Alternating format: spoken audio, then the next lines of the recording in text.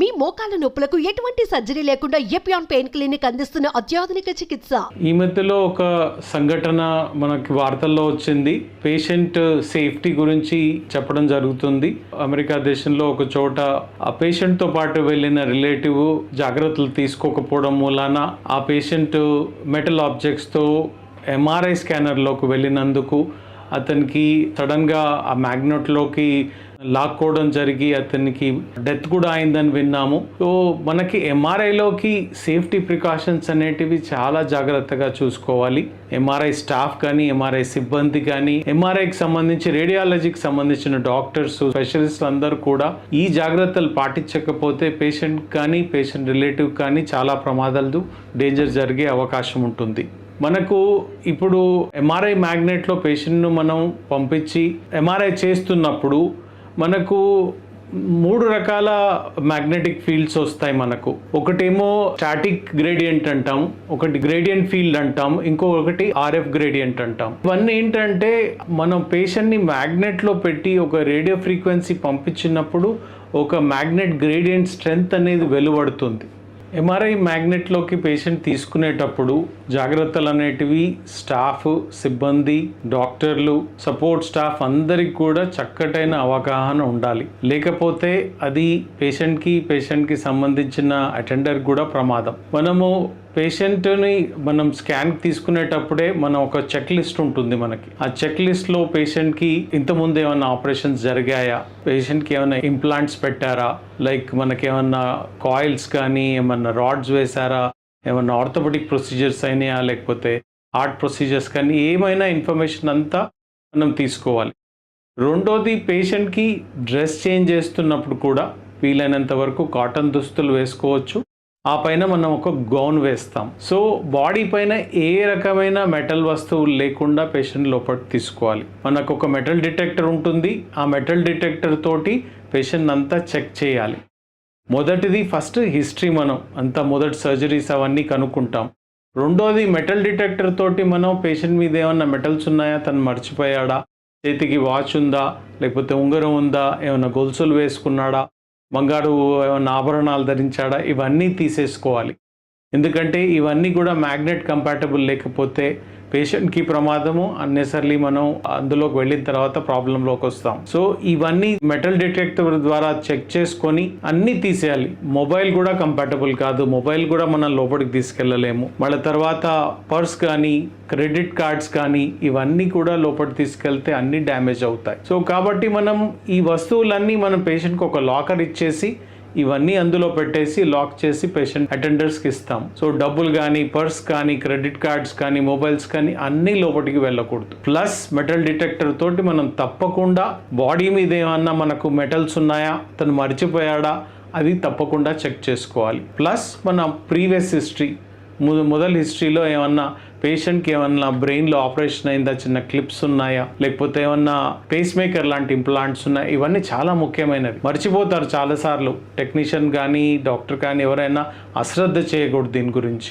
దీని తర్వాత మనం పేషెంట్ని తీసుకెళ్ళి అన్నీ చెక్ చేసుకున్నాకే, తరాగా చెక్ చేసుకున్నాక మనకు స్టాఫ్ కూడా, సిబ్బంది కూడా ఎవరైతే ఆపరేట్ చేస్తున్నారో వాళ్ళు కూడా ఇవన్నీ పాటించాలి. వాళ్ళు కూడా ఏ వస్తువు కూడా కంపాటబుల్ లేనిది వాళ్ళు కూడా వాచెస్ వేసుకొని వెళ్ళకూడదు, మొబైల్ తీసుకెళ్ళకూడదు, పర్స్ తీసుకెళ్ళకూడదు. వాళ్ళు కూడా అన్ని బయటే కన్సోల్ ఏరియాలో పెట్టుకొని మ్యాగ్నెట్ కన్సోల్ అనే ప్లేస్లోకి వెళ్తున్నప్పుడు, మ్యాగ్నెట్ దగ్గరగా వెళ్తున్నప్పుడు జాగ్రత్తగా ఉండాలి. సో మనం అక్కడ తీసుకెళ్ళాక పేషెంట్ని మనం టేబుల్ పైన పొజిషన్ చేసుకొని పేషెంట్కి అన్ని జాగ్రత్తలు చెప్తాం. మనం మిమ్మల్ని టన్లోకి ఇలా పంపిస్తాము. మనం పేషెంట్ని గ్యాంట్రీ లోపలికి తీసుకెళ్ళిన తర్వాత మొదలు ప్రీ చెక్స్ అన్నీ చెక్ చేసుకొని డిటెక్టర్ తోటి అన్నీ మనం క్లారిఫై, పేషెంట్కి ఒంటి మీద కానీ ఎక్కడ కానీ మెటల్ ఆబ్జెక్ట్స్ లేవు అని నిర్ధారణ చేసుకున్నాక మనం లోపలికి తీసుకెళ్ళాలి. లోపలికి తీసుకెళ్ళి మనం టేబుల్ మీద పడుకోబెట్టి పొజిషన్ చేసుకొని మనకి ఏ పార్ట్ కావాలనేది చెక్ చేసుకొని మనం పేషెంట్కి ఇంకోటి ఏంటంటే అందులో ఈ మ్యాగ్నెటిక్ ఫీల్డ్స్ ఎక్సైట్ చేయడం మూలాన మనకు శబ్దాలు కూడా చాలా వినపడతాయి. సో ఆ శబ్దాలు పేషెంట్కి డిస్టర్బెన్స్ కాకుండా మనం ఒక ఇయర్ సెట్ ఇస్తాం. దాంతో ఆ నాయిస్ రెడ్యూస్ అవుతుంది. సో ఈ నాయిస్ కూడా మనం కంట్రోల్ చేయకపోతే ఒక్కోసారి వాళ్ళకి ఇయర్ డిస్టర్బెన్సెస్ ప్రాబ్లం ఉంటుంది. కాబట్టి అది చెప్పి అది పెట్టాలి. మళ్ళీ తర్వాత మనం ఒక పేషెంట్కి సేఫ్టీకి ఏం చేస్తామంటే ఒక చిన్న సెన్సర్ ఇస్తాం చేతికి. పేషెంట్ లోపల టనల్లోకి వెళ్ళిన తర్వాత, ఎందుకంటే అది ఎన్క్లోజ్డ్ టనల్ ఉంటుంది కాబట్టి ఒక్కోసారి పేషెంట్కి క్లాస్ట్రోఫోబియా అంటాం, భయపడతారు. సో లోపలికి వెళ్ళిన తర్వాత పేషెంట్కి ఏమైనా ఇబ్బంది అనిపించింది, శ్వాస రావట్లేదు, వేడిగా అనిపిస్తుంది, ఆర్ఎఫ్ కాయిల్స్ అని మనం అటాచ్ చేస్తాం కదా, వెనక టేబుల్లో కూడా ఉంటాయి కాయిల్స్. దాని మూలాన కొంచెం హీట్ జనరేట్ అవుతుంది. సో దాని నుంచి పేషెంట్ కంగారు పడతాడు, నాకేదో అవుతుందనే భయపడతాడు. సో అతను ఇమీడియట్గా సిగ్నల్ ఇవ్వడానికి అతనికి ఒక చేతికి ఒక సెన్సర్ ఇస్తాం. సో అతను ఇమీడియట్గా సెన్సర్ ప్రెస్ చేయగానే మనకి గ్యాంట్రీ రూమ్లోకి సిగ్నల్ వస్తుంది. ఇమీడియట్గా మనం మెషిన్ని హౌల్డ్లో పెట్టుకొని లోపలికి వెళ్ళి అడుగుతాం, ఏదన్నా సమస్య ఉందా, ప్రాబ్లం ఉందా అడుగుతాం. సో ఈ ప్రికాషన్స్ అన్ని తప్పకుండా తీసుకోవాలి. ఎందుకంటే మనం మొదలు అనుకున్నట్టుగా మల్టిపుల్ గ్రేడియంట్స్ పెరిగినప్పుడు, ఒకటి నాయిస్తో డిస్టర్బెన్స్ కావద్దు, రెండు హీట్ జనరేట్ అవ్వచ్చు, దాని నుంచి పేషెంట్కి ఇబ్బంది కలగొద్దు. సో తర్వాత మనం ఈ ఇంప్లాంట్స్ అన్ని లేకుండా సేఫ్గా పేషెంట్ని లోపల పడుకోబెట్టినప్పుడు మనకు 360 degreesలో మ్యాగ్నెట్ ఎన్క్లోజ్ అవుతుంది కాబట్టి మనం ఇవన్నీ జాగ్రత్తలు తీసుకొని మనం ఒక నర్స్ని కానీ అటెండర్ని కానీ లోపల నిలబెట్టి క్లోజ్గా అబ్జర్వ్ చేస్తుంటాం. ఏదన్నా ఇబ్బంది అవుతుందా పేషెంట్ శ్వాస తీసుకోవడంలో కానీ, ఏదన్నా ప్రాబ్లం ఉందా జాగ్రత్తగా. ప్లస్ మాకు ఎంఆర్ఐ కంపాటబుల్ ఉన్న మన మెయిన్గా పేషెంట్ సాచురేషన్స్, SpO2 కానీ, హార్ట్ రేట్ కానీ మనకు మానిటర్ చేసే మషీన్స్ ఉంటాయి లోపల, అవి కూడా అటాచ్ చేస్తాం. సో మనం క్లోజ్గా మానిటర్ చేసుకుంటూ ఈ జాగ్రత్తలన్నీ తీసుకొని పేషెంట్ సేఫ్టీగా పెట్టి, మధ్యలో మనకి పేషెంట్ని కన్సోల్ నుంచి పేషెంట్కి మనకు కాంటాక్ట్ ఉంటుంది. మనం మధ్యలో అడగొచ్చు, మీరు బాగున్నారా, సేఫ్టీగా ఉన్నారా, ఏమైనా ఇబ్బంది జరుగుతుందా. ప్లస్ పేషెంట్కి మనం అలర్ట్గా మనం ఒక సెన్సర్ కూడా ఇస్తాం. అతను ఏదైనా ప్రాబ్లం అయితే అది ప్రెస్ చేసుకొని వదిలేయచ్చు. సో ఈ మ్యాగ్నెటిక్ ఫీల్డ్ మనకు ఎర్త్ కంటే 30,000 కంటే ఎక్కువ మ్యాగ్నెట్ ఉంటుంది మనకు. మనం 1.5 టెస్లా అంటే మనకు నార్మల్గా ఎర్త్ మ్యాగ్నెట్ 1 టెస్లా కూడా ఉండదు.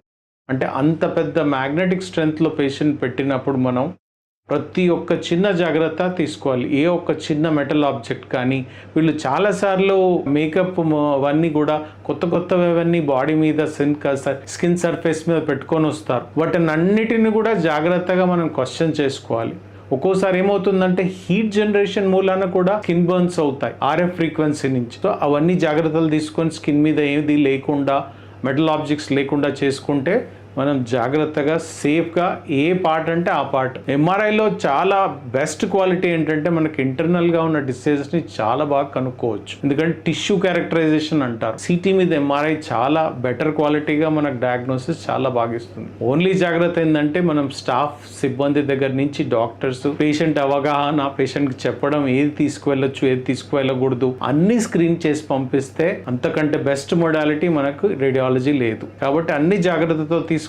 ఈ జాగ్రత్తలన్నీ పేషెంట్కి మనం తీసుకున్న తర్వాత మెటల్ డిటెక్టర్ ద్వారా అన్ని చెక్ చేసుకున్నాక మనం ప్రాపర్గా స్కాన్ చేసుకుంటే మనకు మంచి డయాగ్నోసిస్ వస్తుంది. మనం ఇప్పుడు ఎంఆర్ఐ స్కానింగ్ రూమ్లోకి వెళ్ళి ఏ జాగ్రత్తలు తీసుకుంటున్నాం, పేషెంట్ ఎలా తీసుకుంటున్నాం, మెటల్ డిటెక్టర్తో ఎలా చెక్ చేస్తున్నాము, పేషెంట్ని పడుకోబెట్టడం టేబుల్ పైన, గ్యాంట్రీ లోపలికి పంపించే విధానం అంతా మనం ఎంఆర్ఐ స్కానర్ రూమ్లో క్లియర్గా చూద్దాం. ఇప్పుడు మనం ఇక్కడ 1.5 టెస్లా ఎంఆర్ఐ స్కానర్ గ్యాంట్రీ రూమ్లో నిలబడి ఉన్నాము. దీని గురించి కొంచెం పబ్లిక్ అవేర్నెస్ గురించి చెప్పాలని చిన్న ప్రోగ్రామ్ చేస్తున్నాము. ఇది 1.5 టెస్లా ఎంఆర్ఐ. ఈ ఎంఆర్ఐ గ్యాంట్రీ అంటారు దీన్ని. ఈ పేషెంట్ ఇక్కడ టేబుల్ మీద పడుకొని ఉన్నాడు. వీటిని కాయిల్స్ అంటారు, RF కాయిల్స్ అంటారు, వీటిని రేడియో ఫ్రీక్వెన్సీ కాయిల్స్. ఈ కాయిల్స్ మనం దేనికి కావాలంటే ఆ పార్ట్ కి సరిపడా మనం అటాచ్ చేసుకుంటాం. ఇప్పుడు ఇతనికి బ్రెయిన్ స్కాన్ చేయాలన్నప్పుడు ఇతనికి పైన బ్రెయిన్ కాయిల్ ఒకటి తన తలపైన పెట్టేసి ఆ లోపల రంధ్రంలా కనపడుతున్నది మనకు మ్యాగ్నెట్.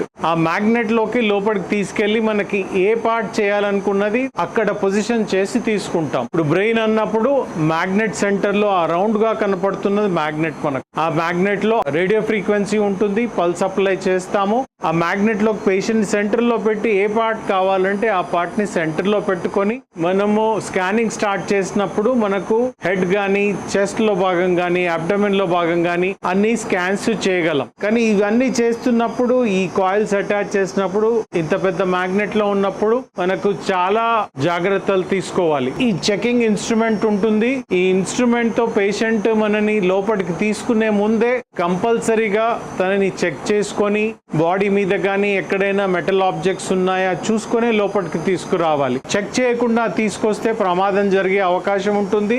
మనం ఏదైనా మెటల్ ఆబ్జెక్ట్ పేషెంట్ బాడీ మీద ఉండిపోయి మిగిలిపోయి లోపలికి తీసుకొస్తే పేషెంట్ కి డేంజర్ కావచ్చు, లేక మనకు ఎక్విప్మెంట్ కూడా డ్యామేజ్ అయ్యే అవకాశాలు ఉంటాయి. మనకు ముఖ్యమైనది పేషెంట్ సేఫ్టీ కాబట్టి కంపల్సరీగా ఈ ఇన్స్ట్రుమెంట్ ఇది మెటల్ డిటెక్టర్, దీంతో మనం ఏదైనా మెటల్స్ ఉన్నాయో చెక్ చేసుకొని తర్వాతే పేషెంట్ ని టేబుల్ మీద తీసుకుంటాము. మనతో పాటు స్టాఫ్ డాక్టర్స్ కూడా గ్యాంట్రీకి వచ్చిన వాళ్ళు జాగ్రత్తలు అన్నీ తీసుకోవాలి. లోపలికి వచ్చే వాళ్ళకి మేము అన్ని కూడా ట్రైన్ చేస్తాము.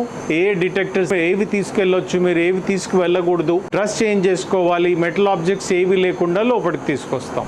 మనకి ఈ మధ్య అయినా ఈ పెద్ద ఇన్సిడెంట్ మూలాన మనకు ఒక మెసేజ్ ఏంటంటే, ఇంత పెద్ద మ్యాగ్నెట్ మనం 1.5 టెస్లా కానీ 3 టెస్లా కానీ ఎంఆర్ఐ మ్యాగ్నెట్ ని మనం హ్యాండిల్ చేసి పేషెంట్ స్కాన్ చేస్తున్నప్పుడు మనకి ఇవన్నీ ఇన్సిడెంట్స్ జరగొద్దు అనుకుంటే మనం తప్పకుండా ఫస్ట్ స్టాఫ్ సిబ్బంది అలర్ట్ గా ఉండి పేషెంట్ ని లోపల తీసుకునేటప్పుడు అన్ని చెకప్స్ చేసి ఏ మెటల్ ఆబ్జెక్ట్ మనకు మ్యాగ్నెట్ తో కంపాటబుల్ లేనివి అన్ని ఆబ్జెక్ట్స్ తీసేసుకొని ఈవెన్ క్లోతింగ్ లో కూడా సిల్క్ బట్టలు కానీ ఏది కూడా ఉండకుండా ఓన్లీ కాటన్ బట్టలు ఒక గౌన్ వేసుకొని లోపల తీసుకువెళ్ళడం, అన్ని జాగ్రత్తలు తీసుకొని పేషెంట్ మనం స్కాన్ చేస్తే చాలా మంచి రిజల్ట్స్ వస్తాయి. చాలా మంచిగా చేసుకోవచ్చు, ప్రాపర్గా పేషెంట్ డయాగ్నోస్ ఇవ్వచ్చు. లేదా మనం అశ్రద్ధగా ఉండి మనం పేషెంట్ ఏదో లోపలికి మెటల్తో వెళ్ళిపోతే మనం ఈ మధ్యలో చూసినట్టుగా ఏదన్నా ఇన్సిడెంట్ జరిగి అది ప్రాణహాని జరగవచ్చు, పేషెంట్కే జరగవచ్చు, పేషెంట్ అటెండర్కే జరగవచ్చు. అది అనవసరంగా మనం ఒక పెద్ద హాని కలిగించుకునే బదులు మనం చక్కగా అన్ని చెక్ చేసుకొని ప్రాపర్గా ఒక చెక్ లిస్ట్తో చేసుకుంటే మనం చక్కగా ఎంఆర్ఐ చేసుకుంటాం. మేము ప్రాపర్గా ఎంఆర్ఐలోకి పేషెంట్ తీసుకునే ముందు ప్రాపర్గా త్వరగా చెక్ చేసుకొని పేషెంట్ మెటల్స్ ఏమైనా ఉన్నాయా, ఏమైనా కాయిన్స్ ఉన్నాయా, ఏమైనా అంతకుముందు ప్రీవియస్గా బ్రెయిన్ సర్జరీస్ ఏమైనా అయినాయా, ఎన్రిజన్ క్లిప్స్ కానీ ఏమైనా ఉన్నాయా త్వరగా చెక్ చేసుకొని పేషెంట్కి ఎంఆర్ లోపల గ్యాంట్రీ లోపలికి తీసుకుంటాం. అట్లాగే పేషెంట్ అటెండర్ కూడా తీసుకునే ముందు త్వరగా చెక్ చేసుకొని తన దగ్గర కూడా మొబైల్స్ కానీ ఏమైనా మెటల్ ఐటమ్స్ కానీ కాయిన్స్ కానీ ఉంటే తీపిచ్చేసి మెటల్ డిటెక్టర్స్ ప్రాపర్గా చెక్ చేసి లోపలికి తీసుకుంటాము. చెక్ చేసిన తర్వాత స్కానింగ్ టైం కూడా మేము ఎక్స్ప్లెయిన్ చేస్తాము. ఎంఆర్ఐలో సౌండ్స్ వచ్చేది ఎంత టైం పట్టేది ప్రాపర్గా ఎక్స్ప్లెయిన్ చేసి లోపల గ్యాంట్రీ లోపలికి తీసుకుంటాం. ప్రాపర్గా ఈ ఇన్స్ట్రక్షన్స్ అన్ని మా టెక్నికల్ స్టాఫ్ అంతా పాటిస్తారు.